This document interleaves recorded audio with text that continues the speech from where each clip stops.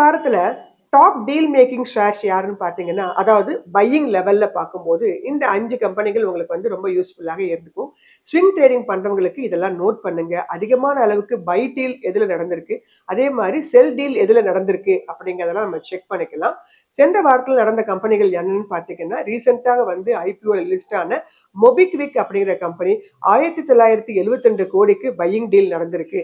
இரண்டாவதாக ஐடிஐ 1073 கோடிக்கு by deal நடந்திருக்கு.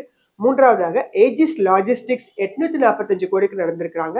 டிரான்ஸ்ரெயில் அப்படிங்கிற கம்பெனி, இதுவும் ஒரு ஐபிஓ கம்பெனி, 613 கோடிக்கு வர்த்தகம் நடந்திருக்கு. கிரெடிட் ஆக்சஸ் அப்படிங்கிற கம்பெனில 447 கோடியிலையும், டான்லா பிளாட்ஃபார்ம்ஸ்ல 416 கோடிக்கும் அதிகமான அளவுக்கு ஒரு பையிங் டீல் நடந்திருக்கு. இதன் காரணமாகத்தான் இந்த கம்பெனிகள் அதிகமான அளவுக்கு ஸ்விங் ட்ரேடிங் பண்றதுக்கு உபயோகமாக அமையும்.